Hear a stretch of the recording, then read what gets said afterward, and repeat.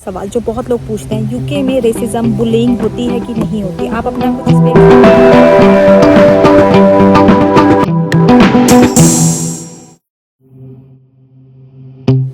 Hello friends, welcome back to my channel Geeta UK diaries. और आज की वीडियो स्पेशली उन लोगों के लिए है जो मुझे बार बार पूछते थे कि मैम वार्ड का काम बताइए, वार्ड में कैसे काम होता है। और मैं उन्हें हमेशा बोलती थी कि देखिए, मैं थिएटर में काम करती हूँ और मुझे वार्ड का कोई एक्सपीरियंस नहीं है, लेकिन हाई डिमांड के लिए मैंने वार्ड में, मेरा एक फ्रेंड काम करता है दीपक, उसको पकड़ा है और आज मैं उससे कुछ क्वेश्चंस करूंगी जो मुझे क्वेश्चंस लोगों से मिले हैं। और मैं आशा करती हूँ कि आपके सारे क्वेश्चंस, जितने भी डाउट्स हैं, वो सब इस इंटरव्यू से क्लियर हो जाएं। तो फिर जुड़े रहिए मेरी वीडियो के साथ। तो मेरे साथ है दीपक, जिनका कि पासपोर्ट पे भी यही नाम है, दीपक। तो आज बहुत ही हाई डिमांड के बाद मैंने दीपक को पकड़ा है और मैं सारे के सारे इनसे क्वेश्चंस पूछूंगी जो मुझे क्वेश्चंस पूछने हैं। तो दीपक, सबसे पहले आप अपना इंट्रोडक्शन कराइए मेरी सब्सक्राइबर्स को। मेरे भी हो सकते हैं। हाँ सॉरी, मेरे सब्सक्राइबर। तो हेलो भाई, मेरा नाम है दीपक। मैं दिल्ली से, हरियाणा से हूँ। हम लोग दिल्ली में रहते हैं।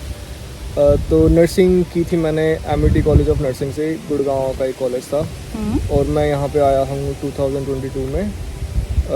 हम लोग जुलाई में आए थे, जून में आए थे, जून में। और मुझे याद है हम दोनों साथ में ही आए थे, एक ही प्लेन में बैठ के हम लोग आए थे, एक ही फ्लाइट में आए थे, साथ में ही आए हैं। मैं वार्ड में था, ये ओटी में चले गए। हाँ। मेरे पास एक्सपीरियंस है 13-14 मंथ्स का।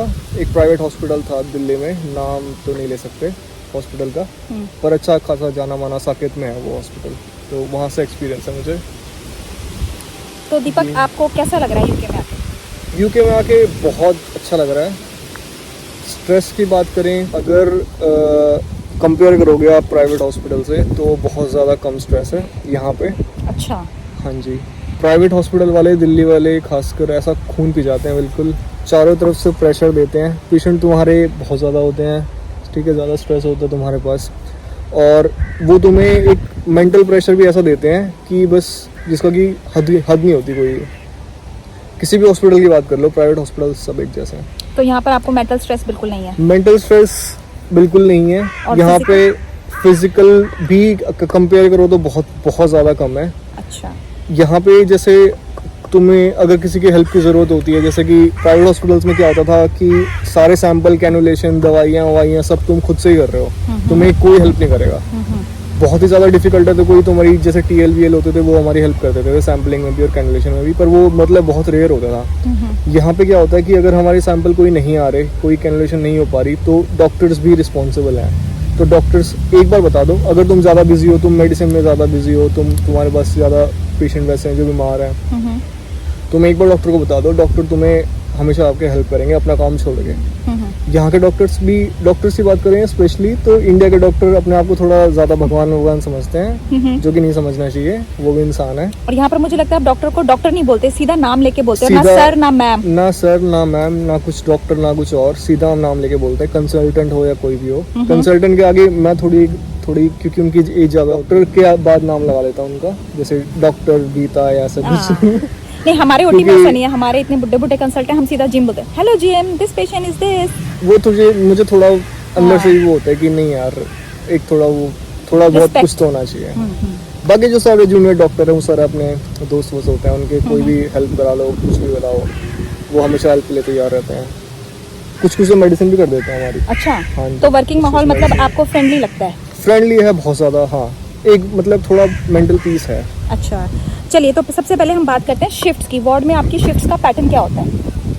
वार्ड में शिफ्ट्स होती हैं 3-4 टाइप की शिफ्ट होती हैं। पहली मैं बताऊंगा लॉन्ग डे, जो सुबह 8 बजे से लेकर रात को 8 बजे तक होती है, मतलब 12 घंटे। 12 घंटे की शिफ्ट। ठीक है। उसमें हमारा 1.5 घंटे का ब्रेक होता है।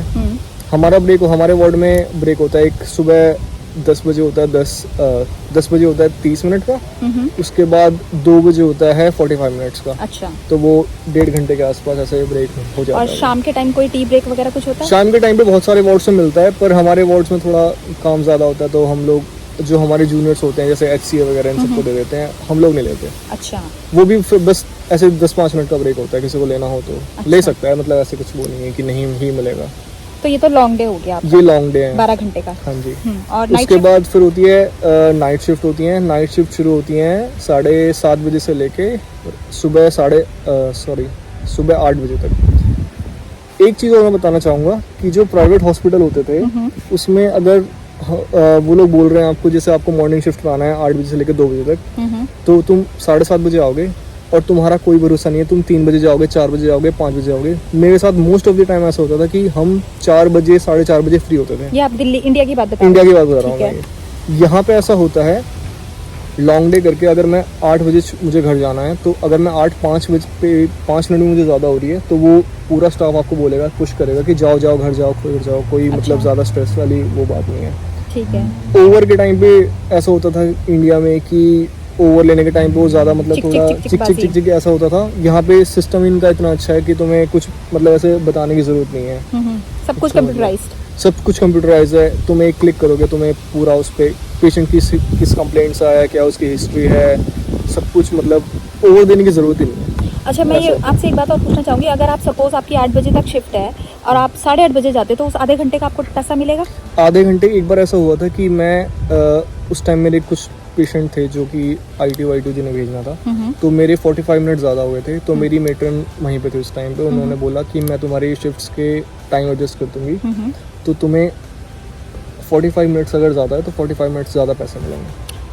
अच्छा, तो मतलब वो तुम्हारा ओवर टाइम में जुड़ जाएगा वो। तो वो तुम्हें उसमें 1.5 गुना उतने 45 मिनट्स के तुम्हें 1.5 गुना पैसे ज़्यादा मिले मतलब उतने, तुम्हारे। हाँ जी, उतने ऐसा अच्छा। होता है। और अगर हम नाइट शिफ्ट की बात करें, नाइट शिफ्ट कितने से कितने बजे तक होती है? नाइट शिफ्ट होती है शाम को शुरू होती है 7:30 बजे से लेके सुबह 8 बजे तक। अच्छा। हाँ जी। और नाइट शिफ्ट में हमें ब्रेक मिलता है 1.5 घंटे का। जो भी ब्रेक्स होते हैं वो पेड नहीं होते, NHS पे नहीं नहीं करती, करेगा, आप पर पे। हाँ ब्रेक मिलते ज़रूर हैं। और उस और 1.5 अपने घंटे में ब्रेक में हम कुछ भी कर सकते हैं। सो तुम्हें भी सो सकते हो। भी सकते हो, तुम खाना खाना चाहो वो करो, बाहर घूमो, फ़ोन यूज़ करो, कुछ भी करो, वार्ड छोड़ के बाहर आ जाओ, बिल्डिंग के बाहर आ जाओ। हम तो इसके ऐसे स्मोक वोक नहीं करते, पर मैंने हमारे जो कलीग्स हैं वो ऐसे भी करते हैं कि सिगरेट विगरेट पीने के लिए बाहर आ जाते हैं, वो बाहर बैठ रहते हैं, थोड़ी फ्रेश एयर मिल जाती है उन्हें।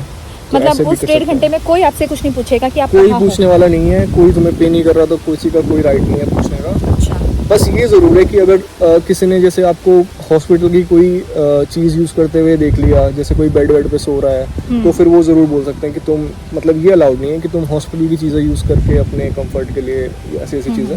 बाकी तुम कुछ भी करो ब्रेक पे, कोई बोलने वाला कुछ नहीं है। तो ये तो आपकी एक लॉन्ग डे हो गई 8 to 8 और ये नाइट शिफ्ट हो गई। इसके अलावा 2 शिफ्ट आप और बता रहे थे?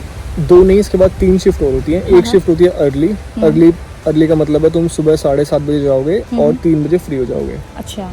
एक शिफ्ट होती है लेट में तुम जाओगे 12 बजे और हम फ्री हो जाएंगे 8 बजे रात को। अच्छा। तो ये अर्ली लेट होती है। एक होती है ट्वाइलाइट शिफ्ट। दोबारा बोलिए। ट्वाइलाइट शिफ्ट होती है। अच्छा। ट्वाइलाइट शिफ्ट में लोग आते हैं शाम को 6:30 बजे।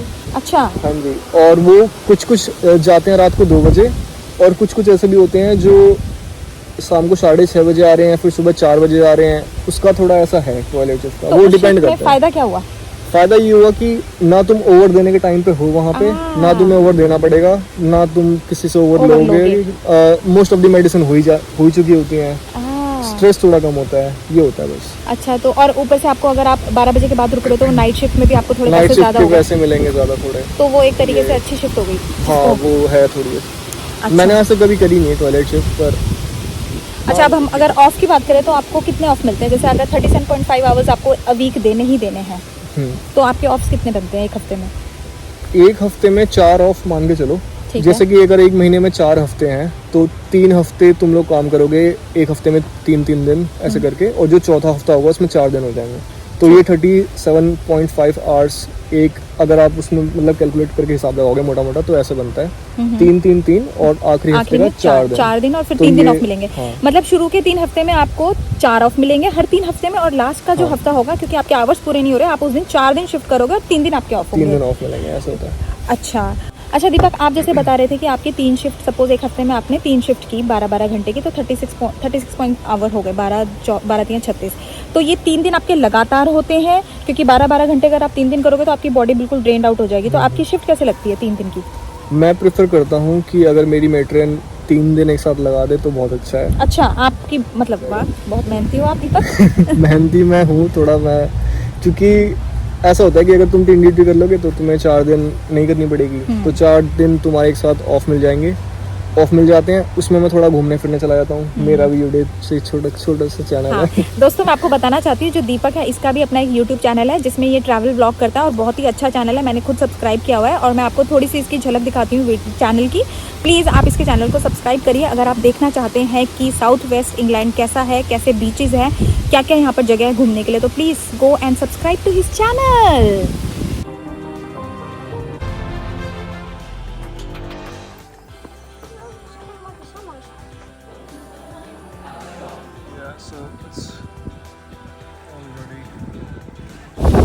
तो ये थी वो क्लिप। अब मुझे ये बताइए, आप बहुत सारे लोग पूछते हैं कि आपको यूके आने के लिए एक्सपीरियंस की ज़रूरत है या आप एज अ फ्रेशर आ सकते हैं, क्योंकि आपको कई सारी कॉम्पिटेंसीज है जो यहाँ लेके आनी होती है। तो जनरली कॉम्पिटेंसीज किस चीज़ की होती है, क्या होती है और कितने टाइम में आपको मिल जाती है?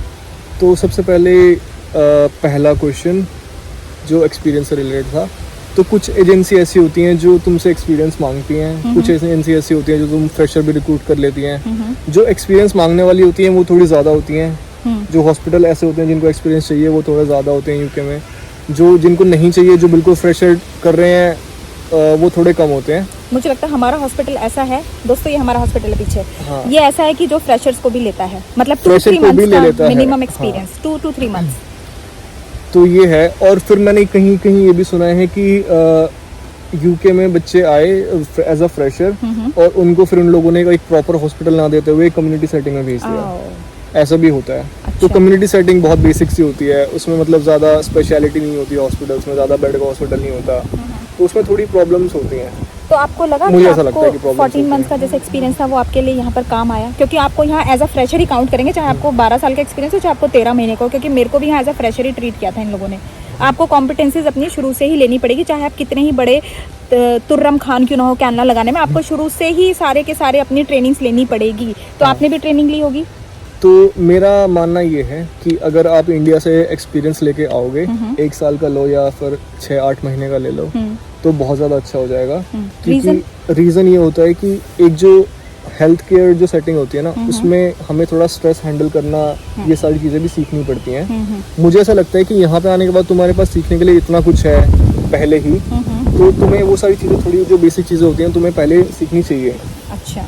तो ये मेरा मानना है। क्योंकि अगर तुम फिर कंपेयर करोगे, जैसे मैंने हॉस्पिटल में, प्राइवेट हॉस्पिटल में काम किया था, उसका स्ट्रेस लेवल और यहाँ का स्ट्रेस लेवल अगर तुम कंपेयर करोगे, फिर तुम्हें ऐसा लगेगा कि ये इजी है। अच्छा।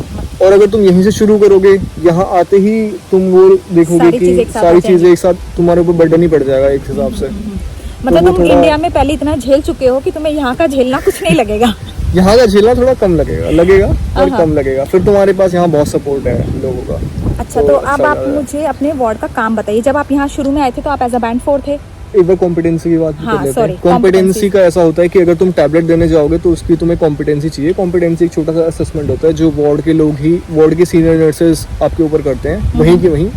तो टैबलेट्स के लिए भी कॉम्पिटेंसी चाहिए हमें, Oral छोटा सा medication। टेस्ट। ओरल मेडिसिन के लिए भी, आईवी अगर जाओगे देने के लिए आईवी मेडिसिन, तो उसके लिए भी अलग से छोटा सा टेस्ट होता है, वो देना पड़ेगा हमें। Ivy fluids? आईवी फ्लूइड्स के लिए उसके भी अलग से कॉम्पिटेंसी होती है। छोटे छोटे टेस्ट होते हैं। कैनुला के लिए अलग से कॉम्पिटेंसी है, कैथेटराइजेशन के अलग से कॉम्पिटेंसी है, ब्लड्स के लिए अलग से कॉम्पिटेंसी है। कॉम्पिटेंसीज ये सारी ऐसे चलती रहती हैं। तो ये बहुत छोटी छोटी वो होती हैं। जैसे कि तो इंडिया से जिनके पास एक्सपीरियंस है, अगर वो आते हैं तो वो फास्ट ट्रैक वगैरह ये सारी चीज़ें कर सकते हैं। इसमें कोई क्लास लेने की, अटेंड करने की ज़रूरत नहीं होती। तुम सीधा जाओ, उनको शो कर दो कि ऐसे ऐसे ये सारी चीज़ें होती हैं, तो वो तुम्हें दे देंगे। अगर तुम एज अ फ्रेशर आ रहे हो, उन्हें पता है तुम एज अ फ्रेशर हो, तुम्हारे पास एक्सपीरियंस नहीं है, तो वो तुम्हें बोलेंगे तुम पहले थोड़ी ई लर्निंग करो, क्लास वगैरह लो इनकी, वो लोग सिखाते भी हैं सारी चीज़ें। तो पहले वो जाओ, उसके बाद असेसमेंट करो। तो ऐसे ऐसे करके तो जनरली कितना टाइम लग जाता है कॉम्पिटेंसीज लेने में? डिपेंड करता है कि ओरल टैबलेट्स तो बिना आते ही हो जाता है। ठीक है। अब अगर तुम्हारे पास एक्सपीरियंस नहीं है और फिर तुम आईवी मेडिसिन की कॉम्पिटेंसी उनसे मांगोगे, तो वो पहले बोलेंगे कि एक क्लास अटेंड करो। क्लास अटेंड करने के लिए सेशन का एक वो टाइमिंग होता है, जैसे जिसको हर slot book दूसरे करना होगा। स्लॉट बुक करना जो होता है, वो हर 2 महीने में होगा, कभी वो 3 महीने में होगा, तो उसमें टाइम लग जाएगा। तो ऐसे उसमें थोड़ा बहुत हल्का उनका टाइम लग जाता है। अच्छा दीपक, आप सच बताना, आपको कितना टाइम लगा था सारी कॉम्पिटेंसीज लेने में? सारी कॉम्पिटेंसी लेने में 6 महीने? नहीं, अब वैसे मुझे ज़्यादा ध्यान नहीं है, पर पिन आते ही मुझे उसकी टैबलेट्स Oral मिल गई medicines की थी। मिल गई थी। उसके बाद फिर मुझे 1-2 महीने बाद ही सब लगभग सारी ही मिल गई, ठीक है। 1-2 महीने। तो मतलब ऐसे- ये आपके ऊपर भी डिपेंड करता है कि आप हाँ। कितनी जल्दी कॉम्पिटेंसीज ले सकते हैं। तो दोस्तों आपकी कैपेबिलिटी और आपकी जो है सीखने की लर्निंग एबिलिटी पे भी डिपेंड करता है कि आप कितनी जल्दी कॉम्पिटेंसीज लेते हैं। चलिए और दीपक, मैंने कॉम्पिटेंसी थोड़ी डिले इसलिए भी कर दी थी क्योंकि एक वो होता है ना कि टैबलेट्स तुम ले रहे हो, तुम कम से कम एक चीज़ पे तो फोकस कर लो। एडमिशन, डिस्चार्जेस, स्पोआ, रेफरल, ये सारी बहुत सारी चीज़ें वार्ड में होती हैं। तो मैं अपने आप को मतलब बर्डन नहीं देना चाहता था। अच्छा मतलब अगर आपके पास कॉम्पिटेंसीज आ गई तो आपके तो ऊपर सारी obviously जिम्मेदारी आ जाएगी। तो सारी- मतलब वाह, तो मतलब आप चाहते थे जितना दूर में रह सको रिस्पॉन्सिबिलिटी हाँ, से। जितना क्योंकि- सपोर्ट ले सके। हाँ। हम तो इंडियंस है ना, तो बिल्कुल, समझ क्योंकि सकते हैं। एक ना एक दिन तो सारी कॉम्पिटेंसीज आनी आनी है। तो वही कहते हैं जब उसके तक बाद कोई हेल्प नहीं करेगा। जैसे सीनियर्स तुम कर देंगे मतलब, हाँ, पर पर फिर ये भी कि एक वो होता एक्सपेक्ट है करेंगे ना, कि आपके पास सारी खुद ही कर लो। कॉम्पिटेंसीज है तो आपको सब कुछ आना चाहिए, मतलब आप कर हाँ। सकते हो, केपेबल हो। चलिए अब हम वार्ड के काम की बात करते हैं कि काम कैसा होता है। कई लोग पूछते हैं यार यहाँ पर हमें पेशेंट को कमोड देना पड़ता है। बिल्कुल देना पड़ता है। सुन लीजिए, बिल्कुल कमोड देना पड़ता है। अगर वो HCL ऐसे है, ऐसे नहीं है कि सिर्फ हमें देना पड़ेगा, डॉक्टर नहीं देंगे, फिजियोथेरेपिस्ट नहीं देंगे, सब देंगे। सब देंगे। अगर मैं हम बहुत बार ऐसा होता है कि फिजियोथेरेपिस्ट आए, हम्म, पेशेंट थोड़ा बेड पर था, मतलब जैसे 1-2 हफ्ते के लिए, तो उन्होंने उसकी मोबिलिटी देखनी थी, तो उन्होंने उसे उठाया हम्म, और उसने वो डायपर वाइपर जो भी था वो गंदा कर दिया। हम्म। उसके बाद वो फिजियोथेरेपिस्ट हमसे नहीं पूछेंगे या किसी HCA से जो हमारे नीचे होते हैं, HCA वगैरह, उनसे नहीं पूछेंगे कि तुम हमारी हेल्प करा दो, वो खुद ही करेंगे। अच्छा मतलब अपने आप उसका सब कुछ अब चेंज सब कुछ करेंगे। वो खुद से ही करेंगे। तो ऐसा यहाँ पे कुछ नहीं है और अगर कि यही डॉक्टर होता तो डॉक्टर करता। डॉक्टर के साथ मेरा एक्सपीरियंस बताता हूँ। ये वाला फिजियोथेरेपिस्ट का मेरा एक्सपीरियंस था, मैंने देखा उन्हें देते हुए। डॉक्टर का भी एक बार ऐसा हुआ था कि वो कुछ कैथेटर वैथेटर लगाने गया और उसमें से फिर वो बहुत सारा यूरिन फ्लोर पे गिर गया, तो वो खुद से ही टॉवल वगैरह सब लेके आया, उसने सुखाया, फिर उसने साफ करा। तो ये डॉक्टर भी करते हैं। तो मतलब कहने का ये है कि उस टाइम पेशेंट के पास जो भी होगा वही पेशेंट वही का वो help काम करेगा। करेगा। ऐसा नहीं है कि अगर आप नहीं हो तो आपको स्पेशली बोलेंगे कि आओ इधर और पेशेंट का ये साफ करो। जो देख लेगा वही पेशेंट का साफ करेगा। हाँ, और वैसे अगर रूटीन की बात करें तो रूटीन में हमें इतना नहीं करना पड़ता। अब होता है मतलब जैसे कि 50 में से 1-2 बार ऐसा भी हो जाता है कि हमें भी करना पड़े, पर वो नॉर्मली जो हमारे HCA वगैरह होते हैं वो हेल्प करा देते हैं उसमें। चलिए अब मैं मोस्ट ऑफ द टाइम वही करते हैं। वार्ड के काम को ना 2 भागों में डिवाइड कर देती हूँ। जब आप बैंड 4 थे तब आपने वार्ड में कैसा काम किया, जब आपके पास बैंड 5 आ गया और कॉम्पिटेंसीज आ गए तब आपके काम में क्या क्या डिफरेंसेस आए वार्ड में। तो बैंड 4 जब आप स्टार्टिंग में आए तो आपका क्या काम था? जब मैं बैंड 4 आया स्टार्टिंग में तो मुझे ऑब्स करने पड़ते थे। ऑब्स की मशीन अलग से होती है, बहुत अच्छी मशीन है यहाँ की। तो हमें मैं मतलब हाथों से मैनुअली कुछ नहीं करना, सब मैनुअली कुछ नहीं करना। एक मशीन आएगी, ऑन व्हील्स मशीन होती है, पेशेंट का ID बैंड स्कैन करो, ब्लड मतलब ऑब्वियसली ब्लड प्रेशर, कफ, ये सब कुछ लगाना पड़ता ही है। ऊपर वो रिकॉर्ड करके स्कैन करते ही वो सब कुछ ऑटोमेटिकली सेंड कर देती है। तो आपको कहीं लिखने की जरूरत नहीं कहीं है। लिखने की जरूरत नहीं, कोई डॉक्यूमेंट करने की जरूरत नहीं है, वो सब कुछ अपने आप सेंड कर देती है। ठीक है, ऐसा होता है। तो ये आपका अच्छी option था। मशीन है काफी, मतलब बहुत अच्छी लगी मुझे। और पर्सनल केयर वगैरह आप देते थे बैंड 4 के उसमें? हाँ, पर्सनल केयर भी देता था मैं। तो मोस्टली यहाँ पर क्या होता है, अगर पेशेंट बेड रिडन है तभी आपको पर्सनल केयर देनी है, अदरवाइज आपको पेशेंट को इंडिपेंडेंटली काम करने के लिए बोलना है। हाँ, एनकरेज करना है उसे कि अपना काम खुद से करो, क्योंकि तुम घर जाओगे यहाँ पे जैसे होते हैं बूढ़े पेशेंट की, मतलब वो खुद से नहीं कर पाएंगे, और मतलब बच्चे साथ में नहीं रहते उनके, तो फिर प्रमोट करते हैं ऐसे कि खुद से इंडिपेंडेंटली करो, सब सारी चीज़ खुद से ही करो। अच्छा, यहाँ पर ऐसे पेशेंट आपने देखे हैं, अगर वो मोबाइल है, अच्छे से चल फिर सकता है, फिर भी वो आपको कह रहा है नहीं मुझे बेड केयर दो, मुझे बेड बाथ ऐसे होते हैं 2-3 लीचड़ ऐसे भी होते हैं। इंडिया से थोड़े हैं, जैसे मतलब इंडिया टाइप से ही है, जैसे इंडिया पेशेंट होते थे थोड़े से लीचड़ यहाँ पे भी हैं। अच्छा, मतलब करते हैं। और पेशेंट का आपसे बिहेवियर कैसा रहता है, बर्ताव कैसा रहता है? जैसे इंडिया में होता है ना, ओ सिस्टर इधर आना, ओ नर्स इधर आना। यहाँ पे बहुत वन ऑफ द रीजन ये भी है यहाँ यूके आने का, कि यहाँ पे आपको एक मतलब रिस्पेक्ट देते हैं लोग, और डॉक्टर भी तुमसे रिस्पेक्ट देंगे, पेशेंट भी तुम्हें रिस्पेक्ट देंगे, हर कोई रिस्पेक्ट से बात आपके करेगा। काम को अप्रिसिएशन मिलता है। कोई यहाँ चिल्लाएगा नहीं, कोई आज तक मुझे 1.5 साल हो गया, आज तक मैंने कभी ऐसा नहीं सुना कि कोई रूडली बात भी कर रहा है मुझसे कि तुझे मैंने ये कहा था, तुझे ऐसे। और ये सब मैं बहुत सुनते थे हम लोग जब प्राइवेट हॉस्पिटल में थे इंडिया में भी, तो ऐसे बहुत होता था। मतलब वहाँ पे कोई रिस्पेक्ट जैसी कोई चीज़ नहीं है, यहाँ पे सब लोग रिस्पेक्ट से बात करते हैं।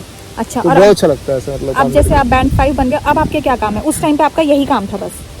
उस टाइम मेरा ये काम था। उसके बाद फिर मैं जैसे एक नर्स मेरे साथ साइड में खड़ी रहती थी, मैं मेडिसिन करता रहता था, वो मुझे देखती रहती थी कि ये कोई गलती तो नहीं कर रहा। आप सुपर न्यूमरी में थे तब? सुपर न्यूमरी में था जब मैं बैंड 4 था। तो उस टाइम मैं सारी चीजें करने के बाद मेडिसिन भी करता था, पर वो एज अ सुपरविजन में करता था। आपके अंडर मतलब आप अगर मेरे पास टाइम नहीं होता था तो वो भी कर देते थे। ठीक है, ऐसा कुछ नहीं है कि पर आपने तब आईवी फ्लूइड, आईवी मेडिकेशन कुछ नहीं दिया अपने तरफ से? ना ब्लड्स, ना कैनुला, ना कोई भी टैबलेट, ना कोई भी आईवी मेडिसिन, ना कुछ ऐसा, मतलब ऐसी जो भी हमारी नर्सिंग की चीजें होती हैं वो मैंने ऐसा कुछ भी नहीं करा। तो आपको लगा होगा बैंड 4 में मैं यहाँ क्या करने आया हूँ? मैं यहाँ क्या करने मुझे लगता है दीपक बोलता भी था मुझे शुरू में, यार नर्स का काम ही नहीं कराते, काम ही नहीं कराते, कुछ करने नहीं देते, क्या करना है। पर वो एक चीज ठीक भी है, क्योंकि यहाँ से ना बहुत सारी नेशनैलिटी से लोग आते हैं, उन्हें नहीं पता होता कि तुम्हारे पास कितना एक्सपीरियंस है, तुम क्या क्या काम कर चुके हो वहाँ पे। अब जैसा मेरे पास तो कोविड वार्ड का एक्सपीरियंस है, तो कोविड में से काम किया मैंने, तो हम वहाँ सब कुछ ही कर देते थे जो यहाँ डॉक्टर कर रहे हैं, सब कुछ ही। मतलब आज के टाइम पे जो इंडिया में डॉक्टर कर रहे हैं वो भी काम हम कर देते हैं। अच्छा, अब जब आप बैंड 5 बने तो अब आपका क्या काम है? आप सुबह जाते हैं 8 बजे, आपने ओवर लिए, आपको पेशेंट कितने मिलते हैं? पेशेंट डिपेंड करता है, हमारे वार्ड में थोड़ी स्टाफ की कमी है तो शॉर्टेज है, तो मुझे पेशेंट मिलते हैं 6 पेशेंट प्लस अप्रोक्सीमेटली 9 पेशेंट मिलते हैं। अच्छा, मतलब एक शिफ्ट में आपको 9 पेशेंट मिलते हैं। ये हाँ, आपको मॉर्निंग तो में 9 पेशेंट मैनेज करने के लिए मेरे पास एक सुपरन्यूमरी भी होता है। अच्छा, बैंड 4 जो भी अभी इंडिया से आया होगा ऐसा कोई होगा, और एक HCA भी मुझे मिलता है। तो मतलब आप टोटल 3 लोग होते हैं जो 9 पेशेंट 9 पेशेंट संभालते हैं, 3 पेशेंट, इससे कम बहुत रेयरली होता है कि इससे भी कम स्टाफ हो इतने पेशेंट संभालने के लिए। ठीक है, तो आप आए सुबह, आपने ओवर ले लिया, उसके बाद आपका क्या काम शुरू होता है बैंड 5 में? बैंड 5 में उसके बाद काम ये शुरू होता है कि हम थोड़ी बहुत अपने आपस में जैसे होती है तो जैसे हम करते थे, इधर उधर की बातें की बातें करते हैं, पेशेंटों की चुगली करते हैं, ये सब करते हैं हम। ठीक है, जो वहाँ पे होता था वो भी वो यहाँ पर, ये कल्चर हर जगह है, हर जगह है, इंसान हर जगह सेम ही है, कोई यहाँ बस चमड़ी का फर्क है, सिर्फ चमड़ी का फर्क है। और एक बात और बताना चाहता हूँ मैं कि ये जैसे हमारे हरियाणा में बोलते हैं थोड़े सूगले, अंग्रेज थोड़े सूगले होते हैं, बस चमड़ी गोरी होती है इनकी। सूगले मींस?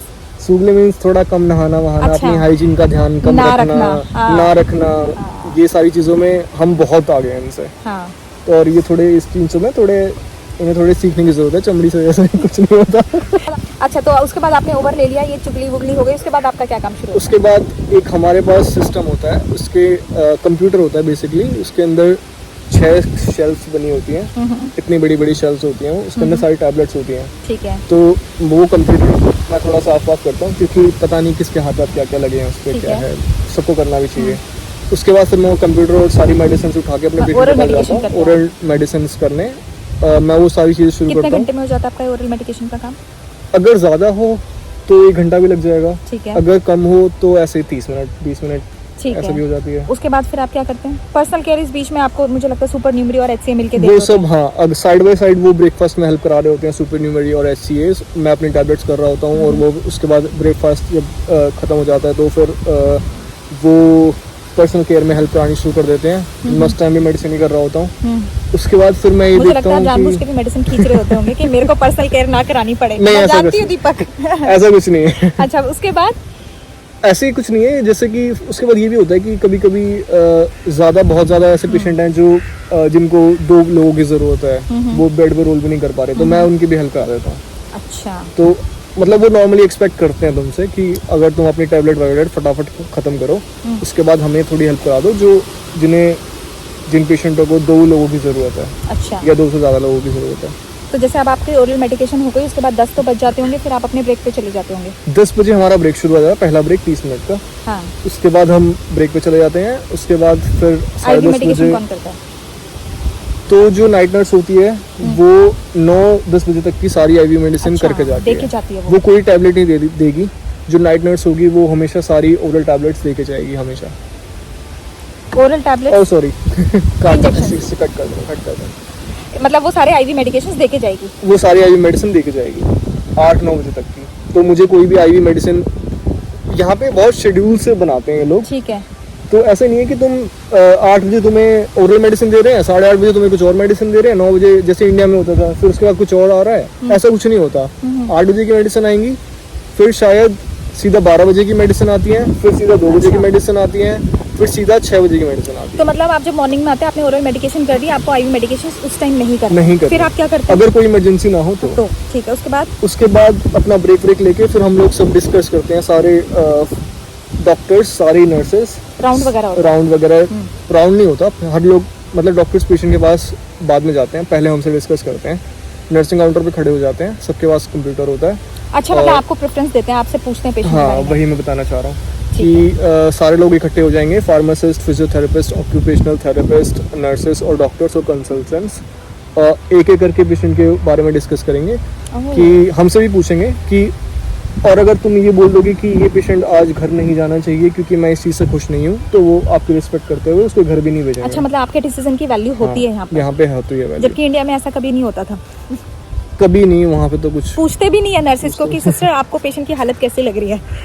हाँ, तो यहाँ पे ये होता है कि कोई भी पेशेंट अगर घर जा रहा है तो डॉक्टर्स नर्सेस से पूछेंगे कि अब तुम खुश हो अगर ये घर जाएगा तो, मतलब are you happy if he goes home, ऐसे करके, मतलब इनका एक नॉर्मल फ्रेज था वो। Are you happy, are you happy if I do this? हाँ, ये चीज़ तो इनके नॉर्मल है, ये आप सब सीख लीजिए अगर आपको यूके में आना है। Would you be happy if I do this thing? ये आपको सीखना पड़ेगा। हाँ, तो ऐसे ऐसे हम एक एक करके डिस्कस करते हैं। इसमें कितना टाइम लग जाता है अप्रोक्सीमेटली? इसमें अप्रोक्सीमेटली 30 मिनट लग जाते हैं। ठीक है, उसके बाद क्या होता है? उसके बाद जो जैसे मैं फर्स्ट ब्रेक पे गया, तो अगर मैं 10 बजे गया हूँ तो 10:30 बजे वाले जो सेकंड ब्रेक शुरू होगा मॉर्निंग में, वो 11 बजे शुरू होगा। ठीक है। जो नहीं गया, जैसे मेरे एचसी और सुपरन्यूमरी, उनको मैं ब्रेक पे भेज देता हूँ, वो 11 बजे 11:30 बजे तक अपना टाइम ले लेते हैं। उस टाइम तक अगर मेरा मन करा और मैं बिजी नहीं हूँ तो मैं ऑब्स कर देता हूँ। ठीक है। उस टाइम फिर मैं रिस्पॉन्सिबिलिटी ले लेता हूँ कि अगर मतलब एक हिसाब से वो काम ही डिले हो जाता है। तो ऑप्स में भी क्या करना है? बस आपको पेशेंट स्कैन करना है, पेशेंट का वो लगाना है, टेम्परेचर लेना है, SpO2 लगाना है, और वो डिजिटलाइज हो गया, ऐसे करके 2 मिनट में सेंड। ठीक है, ये भी एक बड़ा काम है यहाँ पर। अच्छा, उसके बाद ऑप्स ले लिए, उसके बाद ऑप्स ले लिए, फिर मैं क्या ही करता हूँ। दोस्तों, आना चाहते हो तो जरूर आइए और वार्ड का काम करिए। लोग बोलते हैं वार्ड में कैसा काम होता है, ऐसा काम होता है नहीं, फिर भी ऐसा नहीं है। जब इमरजेंसी आ जाती होगी तो वार्ड में ही सबसे ज्यादा काम होता है, मुझे लगता है। अच्छा, IV फ्लूइड्स कौन देता है? बॉटल्स वगैरह कौन लगाता है फ्लूइड्स की? अच्छा, हम अगर बहुत ज्यादा बिजी हैं डॉक्टर्स लगा देते हैं, कोई हमारी सीनियर नर्सेस लगा देते तो हैं। उसके बाद आप 12, 1, 2, 3 से लेकर रात के 8 बजे तक आप क्या करते हैं? ऐसा नहीं होता कि बिल्कुल ही काम नहीं है, बैठने का भी टाइम नहीं मिलता, मतलब खड़े खड़े सब कुछ शुगर वगैरह कौन चेक करता है? शुगर वगैरह हम भी कर देते हैं, HCA भी कर देते हैं। मतलब हम एक्सपेक्ट करते हैं कि वही कर दें, क्योंकि हमारे पास ऑलरेडी बहुत सारे पेशेंट के नोट्स डालने हैं, डॉक्टर से डिस्कस करना है, घर वाले भी आ जाते हैं, फिर उनको अपडेट्स वगैरह देनी होती है, जो भी चल रहा होता है। हाँ, तो ये सारी चीज़ें फिर कुल मिला के बहुत जल्दी टाइम चला जाता है, पता भी नहीं चलता लॉन्ग डे का कि कहाँ गया। अच्छा, ठीक है। फिर उनका लंच आ जाता है, फिर वो लंच खाते हैं, फिर मैं 2 बजे की मेडिसिन शुरू कर देता हूँ, ओरल टैबलेट्स। उसके बाद फिर मैं एक्चुअली थोड़ी पहले कर देता हूँ, 1:30 बजे शुरू कर देता हूँ, ताकि वो 2 बजे तक खत्म हो जाए। फिर 2 बजे से हमारे ब्रेक, 2:15 से हमारे ब्रेक शुरू हो जाते हैं, दूसरे लंच ब्रेक। वो 45 मिनट्स के होते हैं। फिर हम लंच ब्रेक से वापस आते हैं। इतनी देर में पता लगता है कि कोई घर जा रहा है, कोई पेशेंट डिस्चार्ज जा रहा है, तो फिर उसका ट्रांसपोर्ट बुक करना और ये सारी चीज़ें मैनेज उस टाइम पे होती हैं। फिर एक चीज़ इनकी थोड़ी अनोखी होती है अंग्रेज़ों की, ये लोग डिनर 5, 5:30 बजे कर लेते हैं।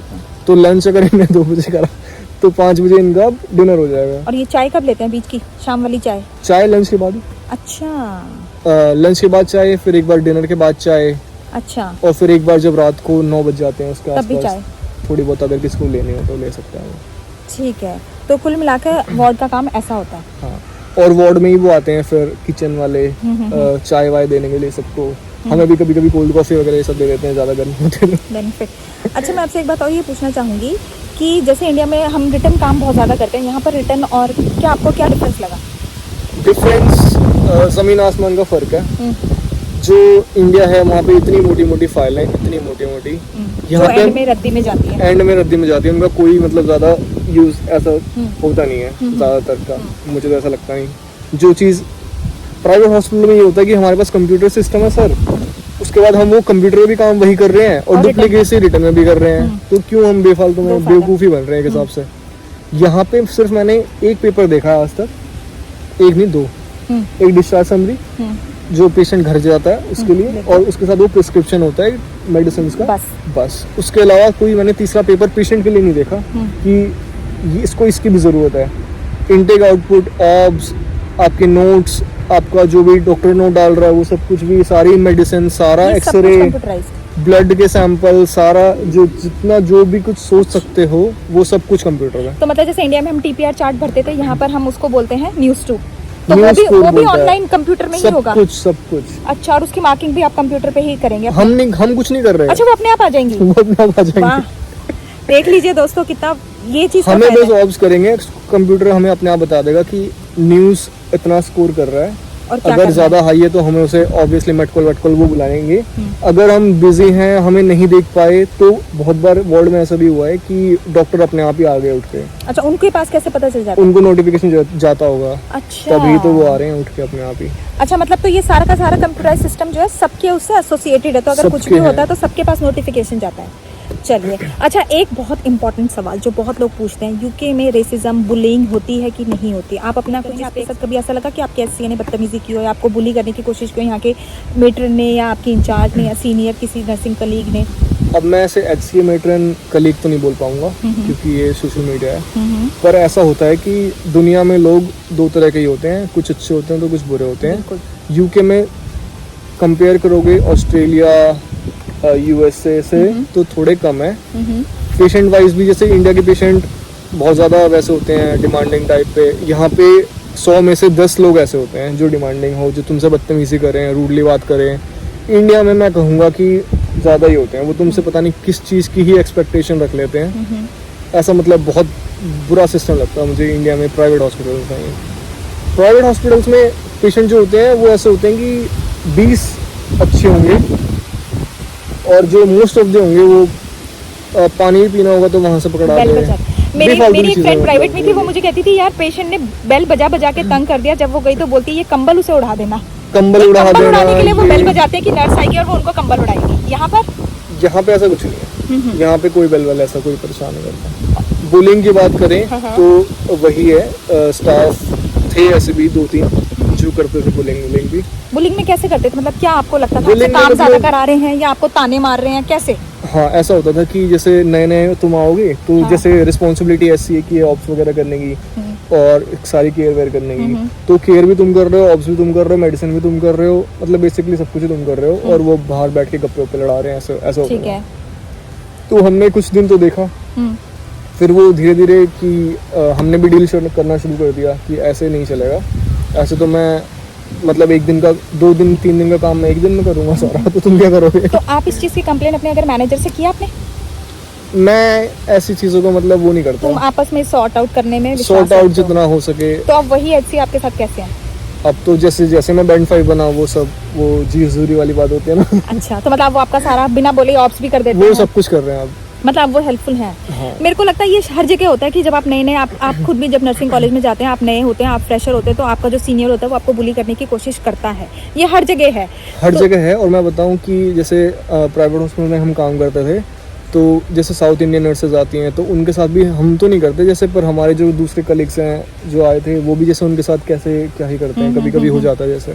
ये तो लोग हर जगह ऐसे ही होते ऐसे हैं। होता। अब ये आपके ऊपर है कि आप कैसे डील करते हैं। हाँ। पर ऐसा भी नहीं है कि आपको उनकी बुली सहनी है, आप बोल नहीं सकते। यहाँ पर फ्रीडम टू स्पीक गाइडेंस हाँ, ऐसा भी है। FTS कुछ होते हैं।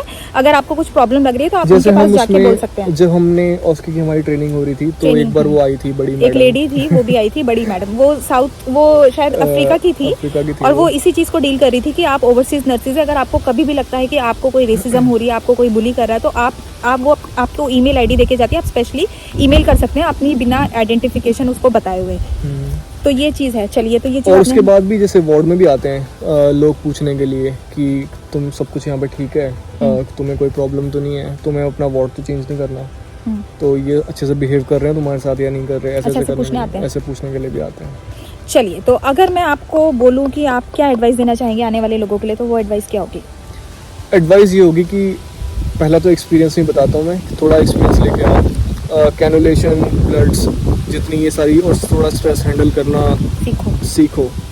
यहाँ पे आके मतलब तुम्हें थोड़ी हेल्प हो जाएगी। ठीक है। बाकी यहाँ पे और क्या सजेस्ट करूँ मैं?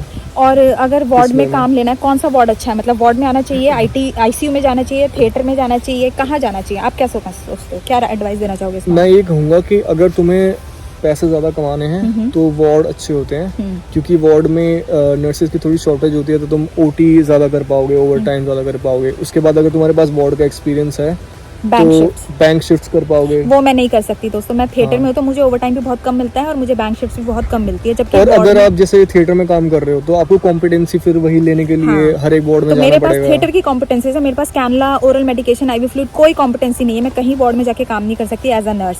लेकिन वही चीज़ अगर मैं थिएटर में करना चाहूँ तो मैं कहीं भी थिएटर में कर सकती हूँ, पर थिएटर में इतना काम नहीं होता, बैंक शिफ्ट इतनी नहीं होती, जबकि वार्ड में बहुत होती है। मैं वार्ड में देखती हूँ बहुत ज्यादा बैंक होती है। शिफ्ट में काफ़ी वार्ड्स में शिफ्ट्स लगी रहती हैं। अच्छा, तो आप पैसे कमाने हैं तो वार्ड में बताऊंगा। ठीक है। बाकी अगर बाकी मैं आज तक गया नहीं हूँ वैसे आईटीयू वगैरह में, मुझे आईटीयू का इतना आइडिया नहीं है। जहाँ तक मुझे पता है कि अगर पेशेंट ज़्यादा बीमार होता है तो उन्हें 1:1 मिलता है, और अगर कम बीमार होते हैं तो 1:2 या फिर शायद 3 भी मिल जाता है। अच्छा, अब मुझे एक बात बताइए, जैसे आपके 4 दिन ऑफ होते हैं तो आपके कलीग्स वगैरह कई ऐसे हैं जो काफ़ी ओवर टाइम, आपको अपने वार्ड में ओवर टाइम मिलता है? मैं अपने वार्ड में काफ़ी करता था ओवर टाइम मिलता है? ओवर टाइम मिल जाता है मुझे। ओवर अभी टाइम मैंने इज मच फिलहाल better than doing bank shift, bank क्योंकि बैंक shifts। शिफ्ट में आपको नॉर्मल रेट मिलेगा और ओवर टाइम आपको 1.5 गुना ज़्यादा मिलेगा। 1.5 गुना ज़्यादा मिलेगा। और बैंक शिफ्ट्स में जो तुम दूसरे वार्ड में काम करने जाओगे वहाँ के तुम स्टाफ को भी नहीं जानते हो। और ऐसा होता है, हमेशा ऐसा ही होता है 110% कि अगर तुम किसी वार्ड में बैंक शिफ्ट करने जाओगे तो वो सबसे बेकार पेशेंट तुम्हें देंगे, क्योंकि तुम ज़्यादा कमा रहे हो उनसे बेसिकली, इसलिए वो तुम्हें देंगे। तो तुम्हें पूरी शिफ्ट मतलब ऐसी जाएगी बिजी, मतलब कंफ्यूज पेशेंट होंगे, वो इधर उधर भागेंगे। ऐसे यूके में ऐसे पेशेंट होते हैं वैसे। हाँ, वो एल्डरली पेशेंट ज़्यादा होते हैं, एल्डरली पेशेंट डिमेंशिया होते हैं, डिमेंशिया वाले होते हैं, वो आपको। इधर उधर भागते हैं, बिस्तर से नीचे उतर जाते हैं, उन्हें ऐसा लगता है कि वो घर पे ही हैं। तो इसके ऊपर तो पूरी एक वीडियो बन सकती है अलग से। तो मुझे लगता है आपका जो सारा टाइम है वो ऐसे पेशेंट्स को डील करने ऐसे में जाता पेशेंट होगा। करने में ज़्यादा चला जाता है वो। उसके बाद उन्हें रिस्ट्रेन करो, फिर उन्हें कभी कभी तो ऐसा हो जाता है कि रैपिड ट्रैंक भी करना पड़ जाता है। रैपिड ट्रैंक में लोराज़ेपाम IM इंजेक्शन दे के फिर उन्हें शांत करो। तो ये सारी चीज़ें भी हैं मतलब यहाँ पे, और ये बहुत ज़्यादा है यहाँ पे ऐसी चीज़ें कंपेयर टू इंडिया। अच्छा, मुझे एक बात बताइए, जैसे आप वार्ड में आपके 4 दिन ऑफ होते हैं तो आपके दोस्त वगैरह ओवर टाइम बैंक शिफ्ट काफ़ी करते हैं, ऐसे कमा सकते हैं? मतलब पैसे अगर कमाने हो तो वार्ड में काम करना चाहिए। हाँ, अगर पैसे कमाने हैं तो वार्ड में काम करना चाहिए। आईटीयू में भी अगर आप कम काम कर रहे हो तो आईटीयू में अगर आप काम कर रहे हो तो आप वार्ड में काम कर सकते हो मेरे हाँ। हिसाब से, क्योंकि तुम सारी चीज़ें आईटीयू में ऑब्वियसली कर ही रहे हो। तो दोस्तों, घाटा सिर्फ थिएटर में करने में है इसीलिए प्लीज ITU, ICU और ये वार्ड वगैरह करिए। नहीं, घाटा एक चीज में और है, जैसे कि स्पेशलिस्ट यूनिट्स नहीं होती एंडोक्राइन की, जैसे एंडोस्कोपी की, तो एंडोस्कोपी की यूनिट्स कहाँ पे वार्ड में जाके क्या ही करेगी? नहीं करती। एंडोस्कोपी भी आपकी जनरल शिफ्ट आती है और उसमें भी बैंक शिफ्ट वार्ड शिफ्ट नहीं होती। तो मतलब- ऐसी ऐसी कुछ चीजें overtime हैं। shift। मान लो कैथ लैब है तो कैथ लैब वाली नर्स कहाँ पे जाके क्या ही कर लेगी? पर मुझे wards लगता है में। अगर वो स्पेशलिस्ट है तो उनको सैलरी थोड़ी ज्यादा ही मिलती है, क्योंकि स्पेशलिस्ट नर्सेज को थोड़ी सैलरी ज्यादा मिलती है। इस बारे में आइडिया नहीं है मुझे हाँ। थोड़ा। चलिए फिर, तो दोस्तों ये थी आज की वीडियो। अगर आपके कोई और भी डाउट है तो प्लीज़ कमेंट सेक्शन में कमेंट लिख के ज़रूर बताइएगा। मैं कोशिश करूँगी दीपक से पूछ के मैं उन सारे डाउट्स को आपको क्लियर करूँ। और अगर आपको आज की वीडियो अच्छी लगी हो तो प्लीज़ चैनल को थम्स अप दीजिएगा और ज़्यादा से ज़्यादा लोगों के साथ शेयर करिएगा। और इनका जो चैनल का क्या नाम है, चैनल का? मेरे चैनल का नाम है बुल्ली भाई। बुल्ली भाई, जो कि सबको बुली कर रहे हैं यूके में आके। नहीं, वो थोड़ा वैसे वाला बुल्ली है, अच्छा, अलग थोड़ा। उसका लिंक आपको इस डिस्क्रिप्शन में मिलेगा। तो please go and subscribe to his channel also और देखिए कि यूके में ट्रैवलिंग व्लॉग कैसे होते हैं। बाय। तो दोस्तों, इंटरव्यू की रिकॉर्डिंग वहीं तक थी, लेकिन अगर आप हमारे हॉस्पिटल की खूबसूरती देखना चाहते हैं तो इस वीडियो के साथ जुड़े रहिए। आप देख सकते हैं कि ये हम आपको हमारा हॉस्पिटल दिखा रहे हैं, जो कि बहुत ही सुंदर है, और ये केवल इसका एक छोटा सा पार्ट है। बाकी जो हॉस्पिटल है वो पूरे कैंपस में फैला हुआ है। जैसे जगह जगह आपके बैठने के लिए अरेंजमेंट है, आप देख सकते हैं। ये जो अभी हमने जहाँ जिस एरिया में शूट किया है, फोर्स कैंसर सपोर्ट है, मतलब यहाँ पर केवल कैंसर के जो पेशेंट्स होते हैं उनका इलाज किया जाता है। तो ये है हमारा डेवोन का ट्रस्ट का हॉस्पिटल।